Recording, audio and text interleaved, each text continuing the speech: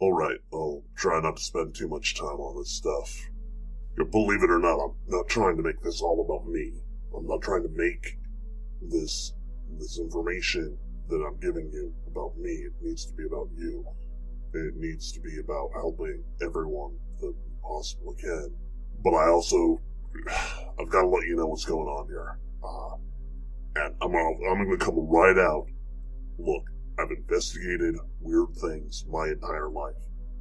The biggest mistake amateurs make. Oh God. That's a great. Yeah, okay. The biggest mistake amateurs consistently make is assuming they know what they're dealing with from what they think they've seen. And even professionals can get tied up in this. So I'm going to use some names for things. I'm going to end up describing things in a specific way. This does not mean that's what's actually happening. It's very possible that what happened was mental. It could be personal delusion. It could be that I have old programming from something else left in my head that triggered when I left the organization. This is very, very possible, even to the point of being likely. In that case, then I'm carrying stuff around with me. Yeah, what that means, I don't know. Because by that same token, this could all be new stuff. It could be something brand new, it could be something that physically happened. I can't determine that from my own experiences.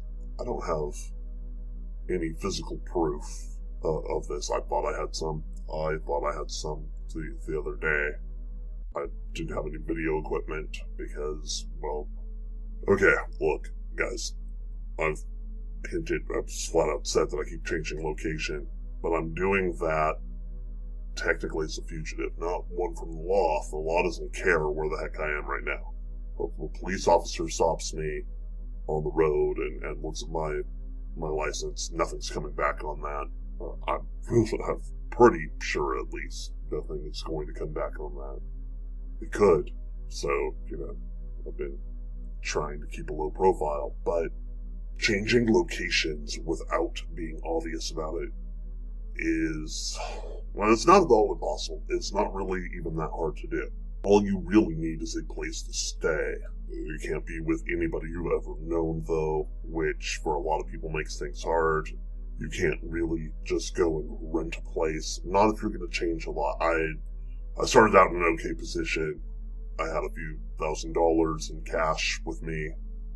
But of course, changing location several times inside of 2 weeks means that I burned through a lot of that.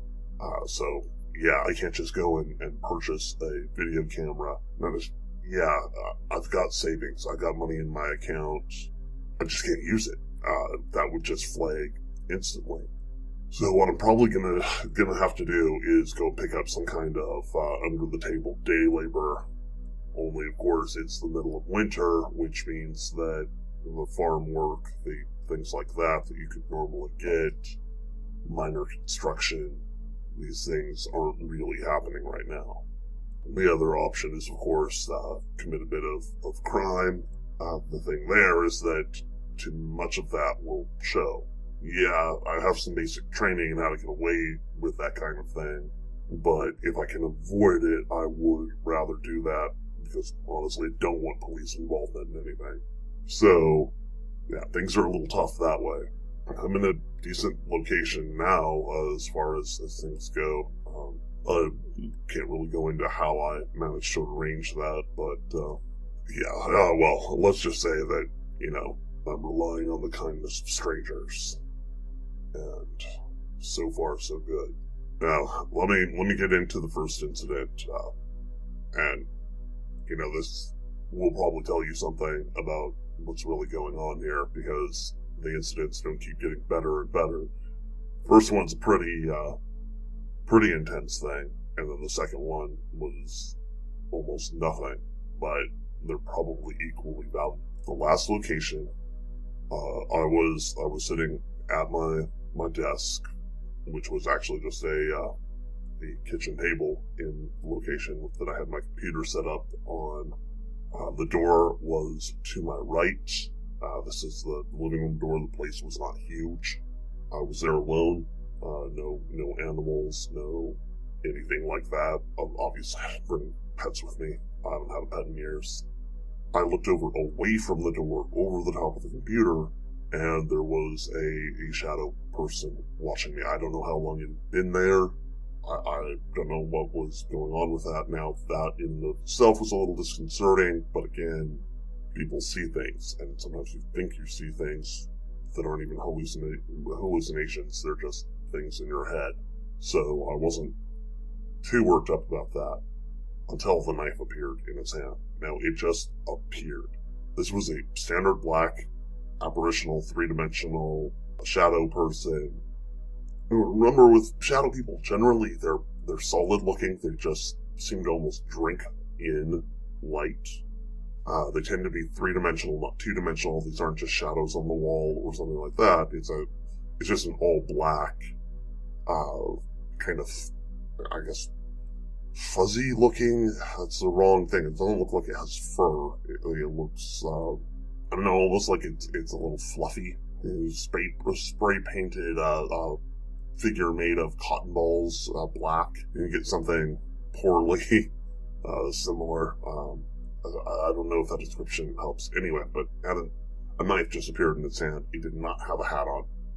Normally they have a funny hat on, at least the ones I've seen, and I've heard people talking about this, and about half of them do. This one was just smooth up top, didn't even look like it had hair or anything, and the blade itself was a different color. I don't believe this was a real color. I don't know how exactly to explain it. It looked like it was an old-fashioned Aztec obsidian blade. Probably about 14 inches long, with some kind of wrapped handle on it, from what little I could see. But the entire thing was a combination of an amber color and black. Now, obsidian is generally kind of a dusty black, but it had the portions of it that looked like they had been dug or popped out along the edge, which stone tools tend to have from the manufacturing process. Anyway, it didn't just stand there, it came for me, and it had a very physical form.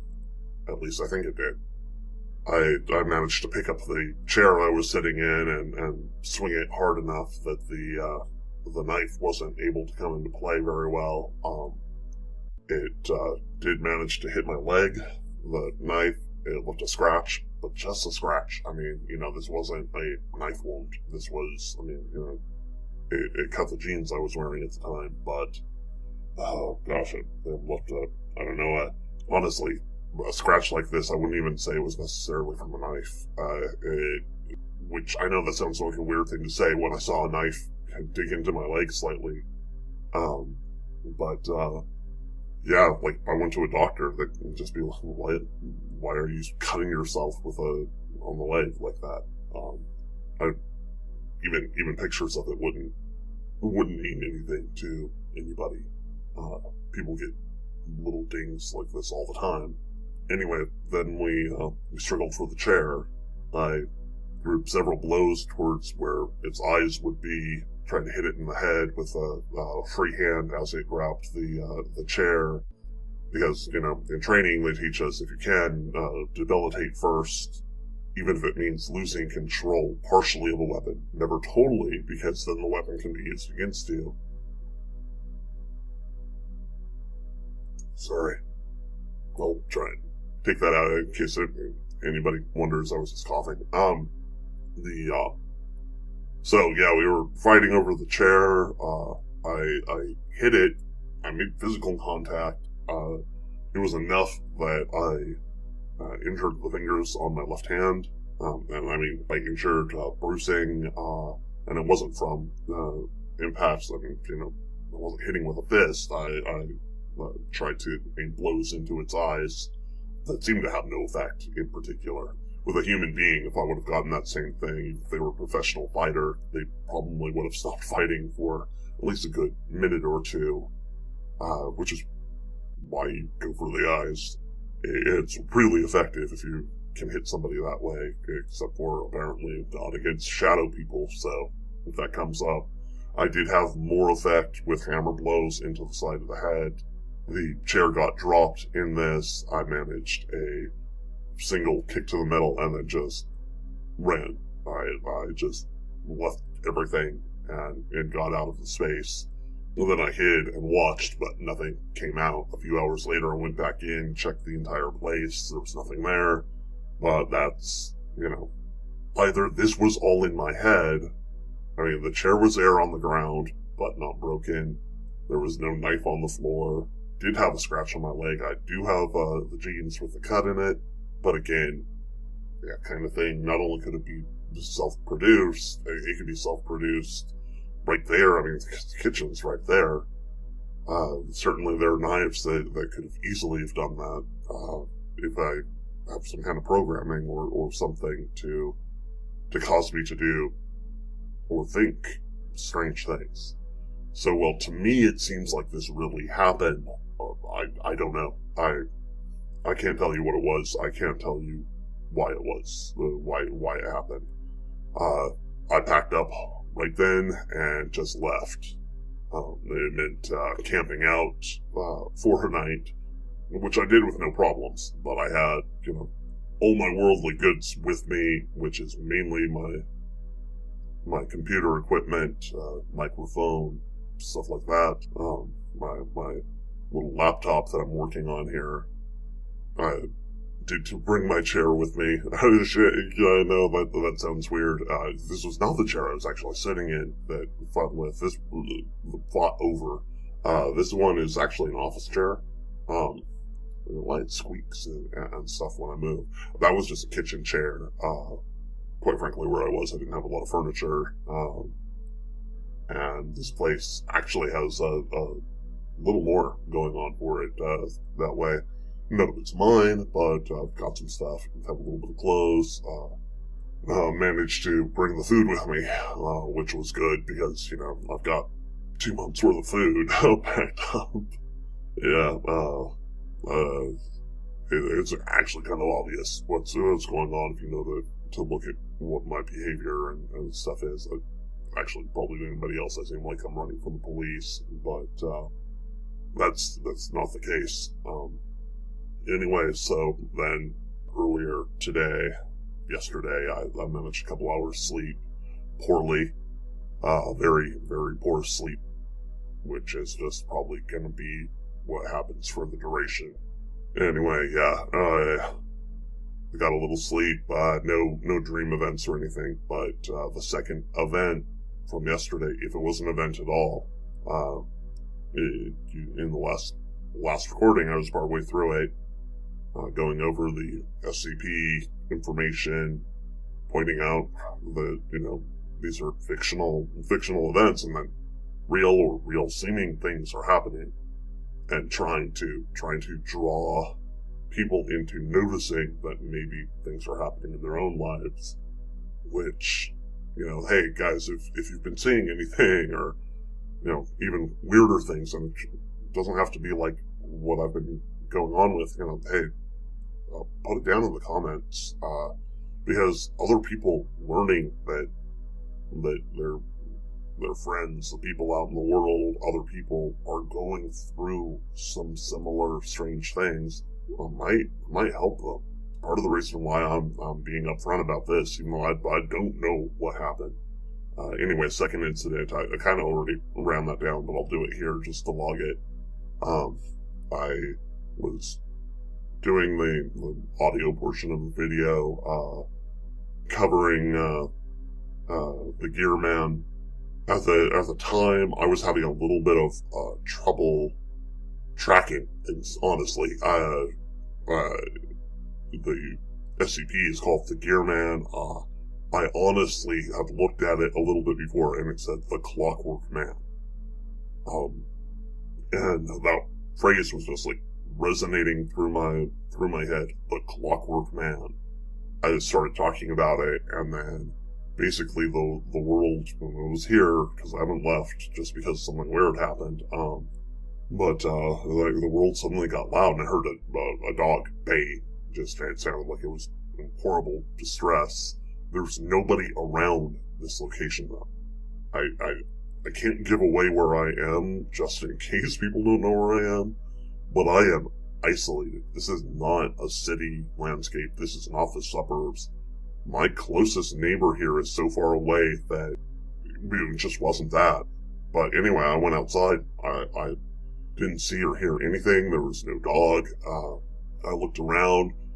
It appeared to me to take about 2 minutes, but when I came back, I looked at the clock on my computer, and it was 3 hours and I would say 12 minutes later. I hadn't looked at the time directly before that, so that's a bit of a guess, but it was a little over 3 hours later. And again, my first thought is that somebody had gotten to me and basically wiped out part of my short-term memory. I felt a little bit groggy. I felt a little bit like somebody had possibly drugged me. I then began a search of the entire property, looking for any clues, looking for any sign that somebody had been here. There is snow on the ground, and quite frankly, from this position, short of manufacturing some snowshoes, I'm not even walking out. There's no way I'm taking the car out of here.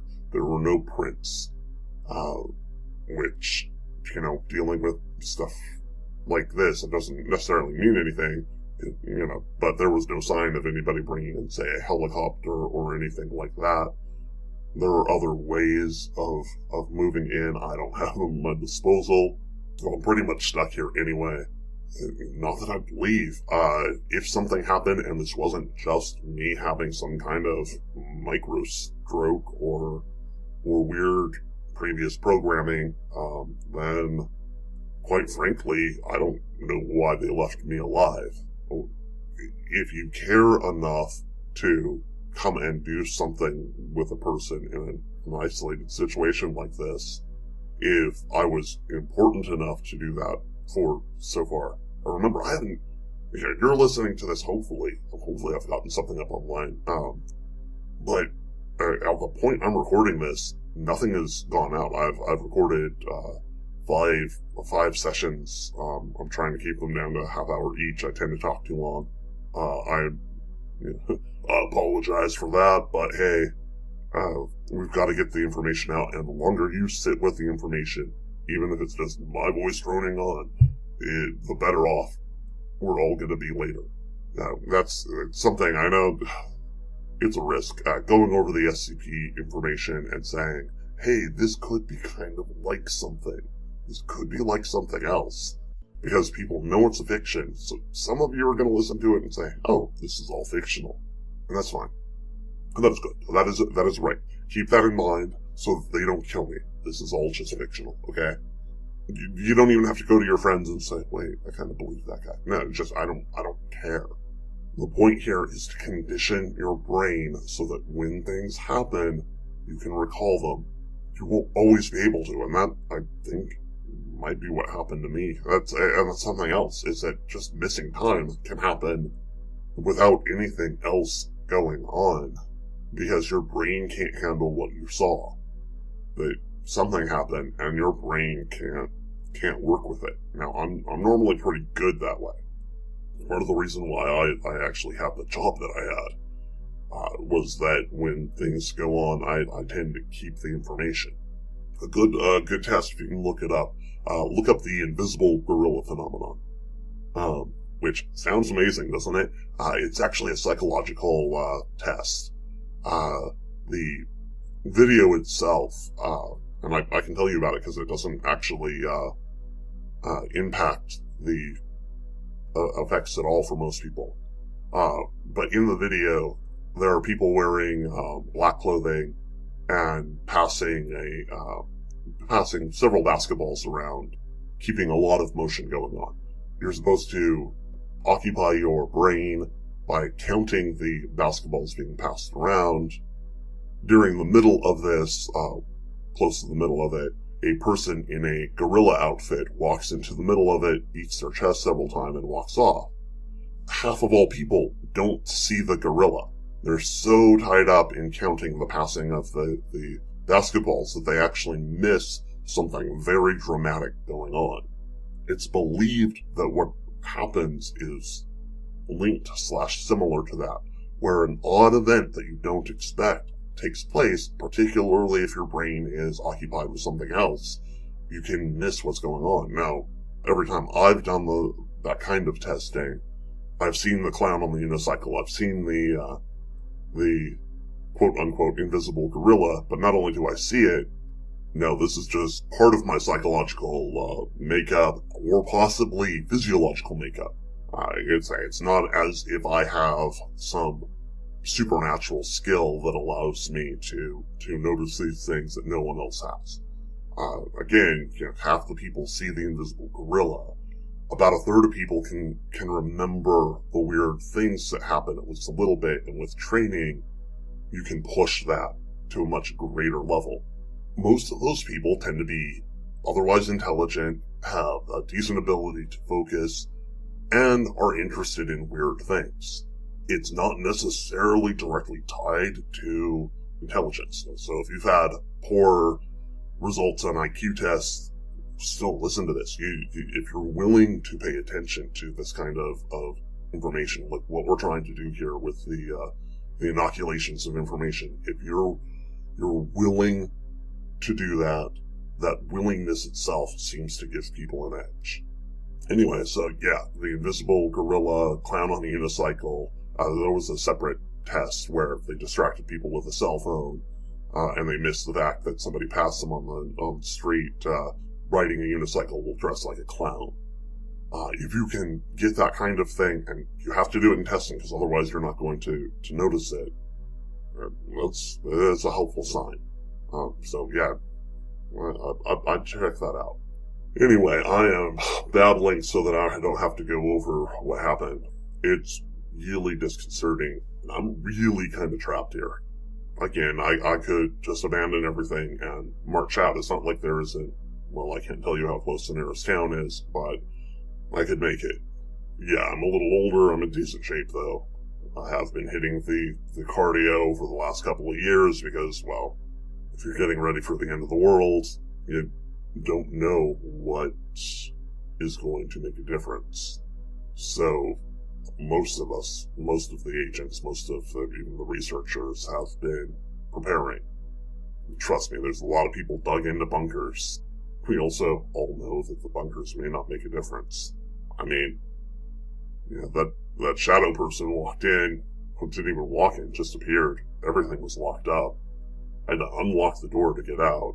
That's a 50-50 proposition now. I mean, do I leave the doors open so that I can flee, or do I secure them so that outside threats can't get in as easily? Right now I'm going with locking the doors, but which one is right? So, yeah, it's a little confusing, but notice, the fact that I could see what was going on, the fact that I understood what was going on, allowed me to deploy the chair defensively. I'm pretty sure I'd be dead otherwise.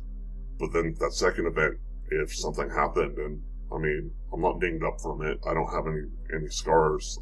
What I did have happen was, last night, I noticed that there was a lump on my leg. A little one, we were talking grain of rice type lump. I'd had a little cut on my leg that I mentioned, a little scratch. Honestly, I didn't know what it was, so I used a knife, sharpened it up as well as I could, disinfected it, and did some digging. Now, what I pulled out was possibly a bit of obsidian or something like it. It was definitely hard in the center, but the mass I pulled out were very tiny, about the size of a grain of rice, long grain rice. Did not appear to have any metallic bits on it, like a RFID chip, a radio frequency identification chip, like what you put into to pets. We're actually a little bit beyond that in what we can do. We use them on soldiers, particularly soldiers that are they don't really go in undercover. That's a misnomer. How to best describe this? Well, people who are doing things behind enemy lines, who having overt ID dog takes or something could be dangerous for Special Forces units, Navy SEALs, Green Berets, things like that.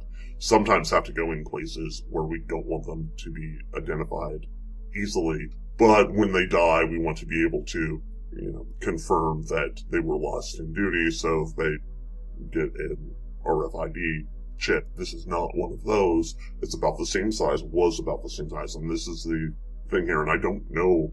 I mean, I did an examination at the time. I could not cut into it. It was a small thing, looked a kind of pearlescent white in color. It appeared to be covered in some kind of biotic material, which can happen if you have things stuck into wounds for a long time. This clearly was not something there for a long time. I don't recall a lump or anything. It had the appearance of something that went in there. I'd cut it out. So either very fast acting or this knife blade it was at the bottom terminus of the little scratch. To me, it seems like it was put there just then. The odds of something making a cut exactly at the right place to mark something that had already existed like that seems really, really small. That does not seem like something that could happen if what I saw and thought I saw was a real memory. Yeah, okay, we haven't even covered implanted memories, really. We'll go over that kind of thing later, but, so yeah, I can't swear that anything happened. All I can tell you is that this is what I call happening. So, I took it out. I used a small jar that had been cleaned really well, with a solid lid on it. It was actually a small, plastic jar that had peanut butter in it. And, before you ask, I'm allergic to peanuts, so this wasn't my peanut butter jar, but I cleaned it up really well. I'm not that allergic. I had dropped it in. When I woke up a few hours ago, it was empty. So, whatever happened there, functionally speaking, nobody just walked in here and got it in a real-world fashion. But small object teleportation is a thing that I've seen. Just flat out, I've done it. But I can't swear that the object itself was there. It could have just been something that I had imagined, and if that's the case, well, I recall it calls a lot into uncertainty right now. I'm trying to be frank, I'm trying to be upfront with all of this. I can't swear that everything that I'm personally going through is going to scan with reality. What I can tell you is that the SCP information that we've been going over is based on fiction, okay? These are fictional things. I'm going over information that I am certain is at least information that I have been given over the years from an actual job where I went in the morning, I clocked in, I did the job, and it was for long enough. This isn't some recovered memory or anything like that, okay? I know that, you sometimes get that, it's like, oh, my brain's been wiped, but I'm slowly recalling the dreamlike information. It's almost always BS. If you hear somebody doing that, they're almost always, spinning a tale. Memories can be wiped, but short-term memory is the easiest to do that way. Taking out long-term memories generally is not efficient, which of course would be what they were saying, but you pretty much can't take out long-term memories without simply doing brain damage. You certainly can't easily replace that kind of information in a brain damaged subject. So, things from your long-term memory you can trust, and basically anything over 12 hours old is going to be stored in your long-term memory. Anything from within 12 hours of when you suddenly forgot it, or if you had missing time that you noticed, or something like that, that can be a sign that somebody was messing with you. That somebody or something somehow wiped part of your memory. Again, it could be you doing it. If you can't capture what was going on. You may have looked at something or even interacted with it, and then forgot it because your brain just wouldn't allow you to keep the information. That's what we're trying to work around here. So, yeah, that was the two events. That's my situation right now. I had an event in a previous location. I managed to find a new position after the apparent shadow person and knife attack. I came here. The weather conditions are, well, really less than ideal. It's really cold out. There's enough snow on the ground that I'm not just walking out of here unless I just really commit to it. I'm definitely not doing that at night. Even at that, just to get down to the road, it's not something I'm doing quickly. I'm far enough away from anything that, sorry, I'm just sitting here and I'm pretty much trapped. So if anything comes for me, I've got to be ready to fight. What I'm gonna try and do is build up as much of this information as I can. I'm gonna go through all of this, go through the SCP information, and try and find ways of hopefully reaching people. I can't do a lot from here. I'll try and upload things kind of as a block if I can. Get the first 5 or 10 hours of information out. That may be all you get. I wish I could just tell you that, I'm gonna be here forever. After that, I'll try and put things up as quickly as I can. If I can. I don't actually have the internet here, so I'm gonna have to get out into town, maybe borrow somebody's Wi-Fi or something, or even better, get several towns away. That'll mean waiting for the weather, and we don't have a lot of time, though. Plus, if they know where I am already, then, hiding from you guys doesn't make that much of a difference. So, yeah, thank you all. Hey, spread the word on this if you can. Remember, even if you just think this is, some person spinning tales or a delusional person, doesn't hurt you to pay attention to this information. Doesn't hurt you to get online and check it. Do your research. I'll try and give research links if I can. I'm not always going to be able to because I'm not going to have time to link things when I'm uploading. But I'll try and give you verbal clues of what to look for. Do the research. Don't stop at the surface level stuff because things are being hidden from you. Thanks everybody.